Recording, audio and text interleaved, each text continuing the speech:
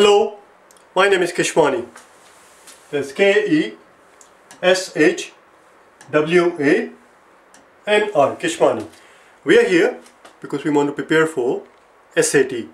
We have been solving SAT grammar questions out of this book here, the official SAT study guide. If you do not own this book already, purchase one immediately. You're going to need it. The problems that we are about to work on are the ones that you will find on page number 957. Please turn to it. Page 957, and today is our lesson number 50.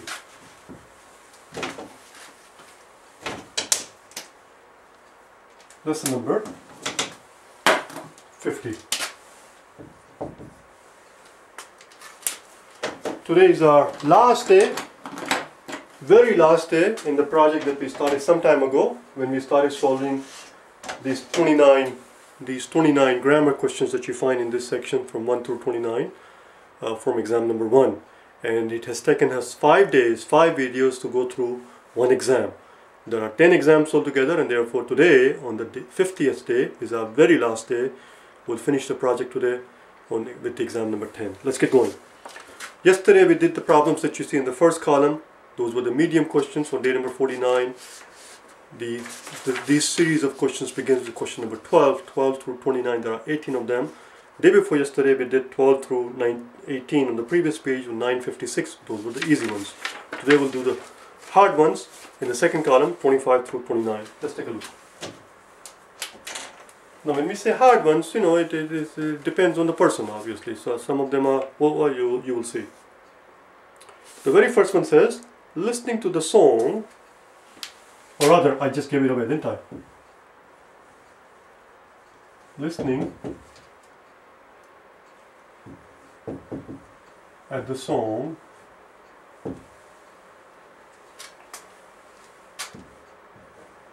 I felt happy. I'm just gonna keep it simple, okay? The sentence, the actual sentence, you must have the book in front of you, otherwise it will not do any good. The book must be in front of you. I take it for granted that you're reading the problem with me, which is why a lot of the times I do not put down the entire sentence, and a lot of the times I change the sentence entirely. Here, the actual sentence reads, listening at the first song its lead singer ever wrote, the band members did not foresee that this young man would be responsible for bringing them to the attention of the world. Which is all nice and dandy, but we are not interested in any of that. All of that was the boring bits. The only thing that matters here is that they are using the wrong idiom. It's the very last concept that they're testing here. The idiom in English language is one listens to something. One does not listen at something. I was listening to the song. I was not listening at the song. I was listening to the song. Listening to the song made me happy.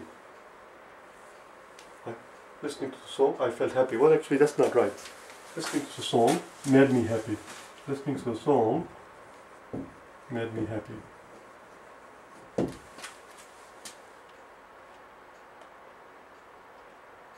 That's it. So it should be listening to the song, not listening at. Number 2.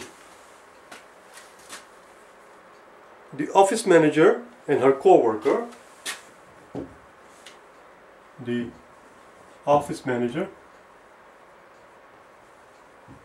and her co-worker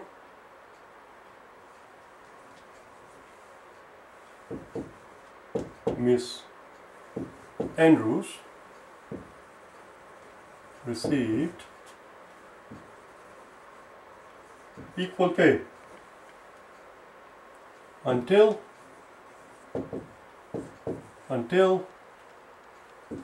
she got a raise. Until she got a raise. Again, what follows in the rest of the sentence is the boring bits. We're not interested in that. It goes on to say, until she got a raise for helping to increase productivity. For helping to increase productivity. There's nothing wrong with it. Therefore, we're not interested in it. That's the boring bit. As far as we're concerned, the sentence ends right here. Let's see what we can do here. Do you see a problem here? Yes, there is a problem here. There is a mistake here. It says, the office manager and her co-worker, and they go on to tell us the co-worker's name is Miss A. It's very important that we pay attention to it. Miss A is a female. Miss A is a female. An office manager and her co-worker. The office manager and her co-worker. That tells us that office manager is also a female. So we have two females in the beginning of the sentence. Two females are mentioned in the beginning of the sentence. The office manager and Miss Andrew. And then he goes on to say they received equal pay until she got a raise. What the hell? Who got the raise? It doesn't make it clear. They're both female. How the hell do I know who this person is talking about? It is ambiguous. It is ambiguous. Sentence cannot be ambiguous. It has to make it clear as to who got the raise. We have to make it clear. Until the office manager got the raise because she increased the productivity, or until Miss Andrews got the raise because she increased the productivity. That would have been fine. But simply saying she got the raise is not very clear. That's what the mistake is here. It is not correct because we do not know who they're talking about. Michael and Richard were walking on the sidewalk and he fell down. Well, who fell down? Michael or Richard? That sentence is no good. We cannot say he fell down because the reader cannot tell this pronoun he refers to whom. Does it refer to Richard or does it refer to Michael? I forget the names that I used before, but you get the idea. Do you understand?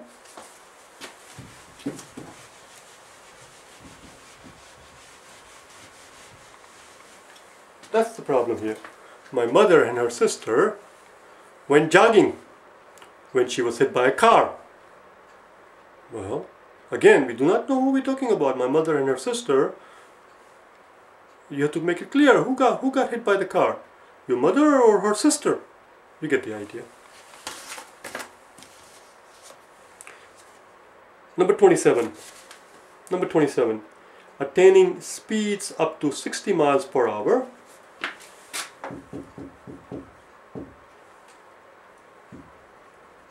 Attaining speeds up to should be two words. Up to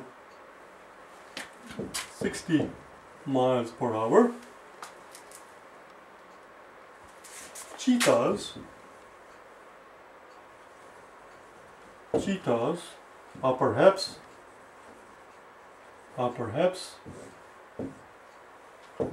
the fastest of land animals. Cheetahs are perhaps the fastest of land animals. Why do we say fastest? Fastest is called superlative. And when does one employ superlative? One employs superlative when one is comparing more than two things. Do you understand? I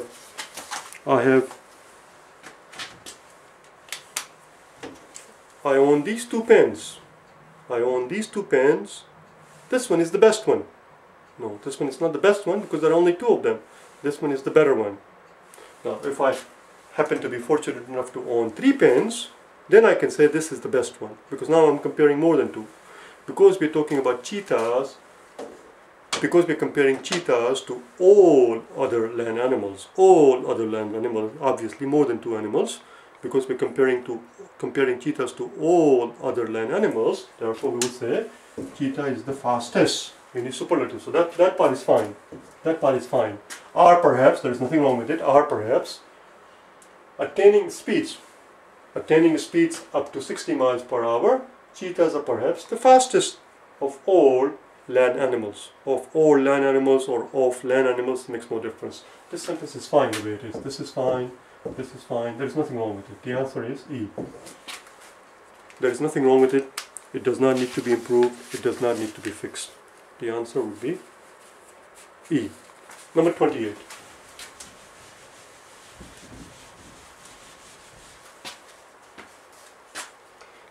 not they are successful, whether or not they were successful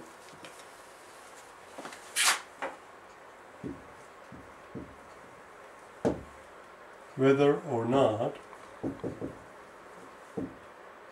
they were successful as a candidate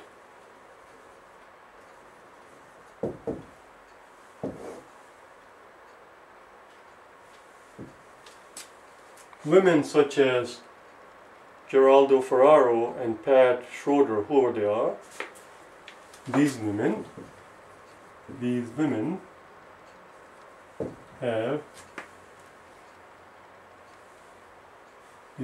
have opened the door to the election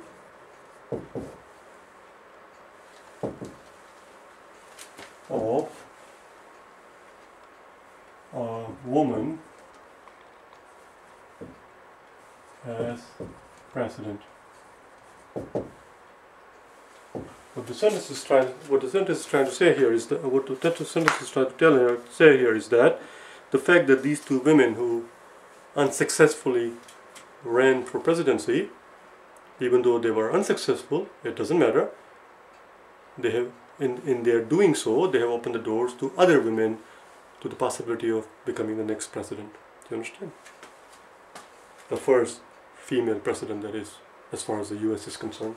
The rest of the world had already had quite a few of them, but in the US apparently it's a big freaking deal. Whether or not they were successful, the problem here is that we're talking about two people, two women. Whether or not they, which is why it says were, whether or not they were successful as a candidate, it cannot be as a candidate. Two people cannot be a candidate. It should be plural. Whether or not they were successful as candidates. Whether or not they were successful as candidates, these women have opened the door to the election of a woman as a president. That's what the problem is. We're talking about two women. Two women cannot be a candidate. It have to be candidates. That's all. The answer is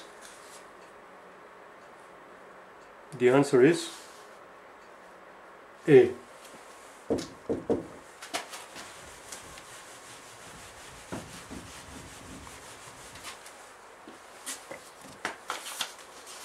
Who knows, perhaps they have opened the door for Hillary Clinton and she would make a fine president.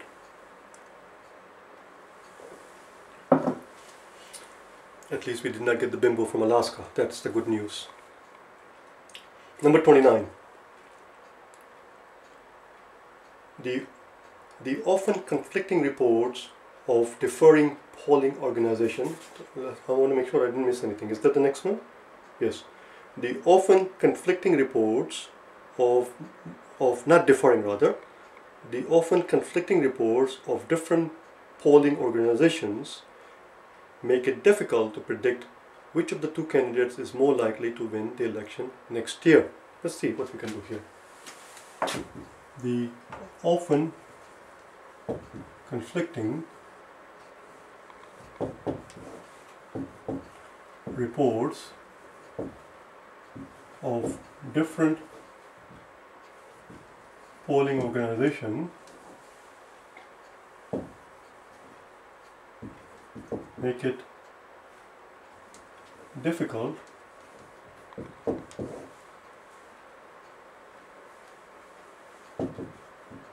to predict which of the two candidates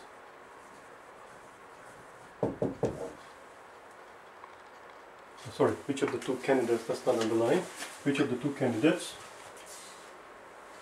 is more likely to win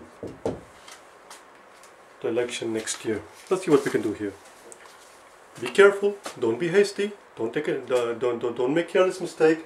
It should be this part this part, it should be is, it should not be are, even though it says two candidates, it should be is, because we're talking about it is difficult to predict which of the two candidates, only one will win, which of the two candidates is more likely to win. This is fine. Which of the two candidates, we're talking about which one of the two candidates, which one of the two candidates is more like is more likely to win. This part is fine. And this was part D, I believe, so this is fine.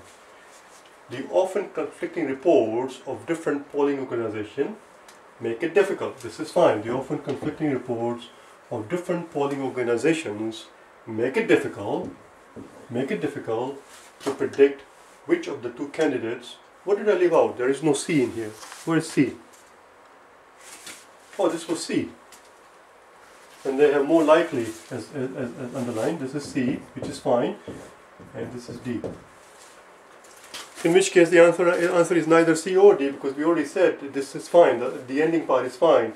It makes it difficult. It makes it difficult to predict which of the two candidates is more likely to win. The whole sentence is fine. The often conflicting reports of polling organizations make it difficult to predict which of the two candidates is more likely or is likely to win, or is more likely to win. Do you understand? The answer is E. There is nothing wrong with the sentence. This sentence is fine the way it is. And we have finally arrived at the end of our long journey that we began with day number 1, with exam number 1, when we started solving all the grammar questions. Well, when I say all the grammar questions, I'm talking about this particular section where we did 1 through 29. There are 6 more questions at the end of each section, 30 through 35, which have to do with, those questions have to do with editing, which we never did. And there are 11 more questions in one more grammar section, which we never did. But anyway, so we have done 29 questions out of each of these 10 exams, which means we have done 290 altogether grammar questions, and that's plenty of practice. That's plenty of practice. Make sure you watch all of them, and make sure you do these problems ahead of time before you start watching the solution. You'll get more out of it that way. Do you understand? In the event that you're watching this video and haven't watched the other ones, because it's a bit too late for me to give you this advice now. But anyway, it was a pleasure, it was fun, and starting tomorrow I will pick up doing the algebra word problems that I have not done for a long time, and I will pick up doing my vocabulary videos, which I have not done in over a year. There are right now 63 vocabulary videos at my channel, so I'm going to start doing some more starting tomorrow, as I said. Do you understand? Bye now, and good luck to you on the exam.